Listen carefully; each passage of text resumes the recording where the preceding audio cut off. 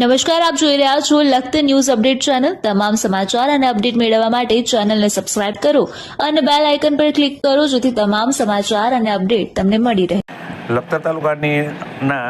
વિઠ્ઠલગઢ, માલિકા અને કલ્યાણપુરા ગામની અંદર આમ આદમી પાર્ટી દ્વારા ચૂંટણી પ્રવાસ કર્યો ત્યારે જોવા મળી રહ્યું હતું કે ભૂતકાળની અંદર જે રીતે દારૂ પીવડાવી અને મત લઈ લેવામાં આવતા હતા તેનાથી લોકો કંટાળ્યા હોય અને આમ આદમી પાર્ટી તરફ વળી રહ્યા તેવું સ્પષ્ટ દેખાઈ રહ્યું છે।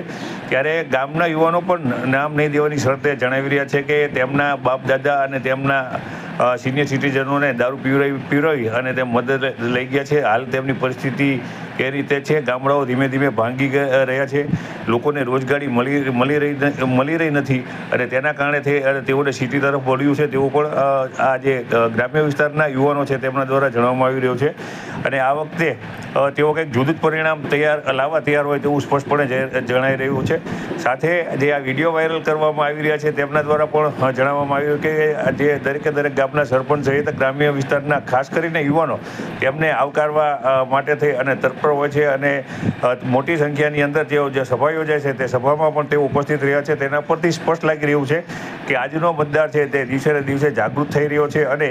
જે રીતે ભૂતકાળમાં દારૂ પીવડાવી અને મત લઈ લીધા હતા અને ગામોને વિકાસથી વંચિત રાખવામાં આવ્યા હતા તેના લીધે થઈ અને લોકો ખૂબ જ રોષે ભરાયેલા છે અને તેઓ કંઈક જુદું પરિણામ લાવવા માટે થઈને તૈયાર છે। અને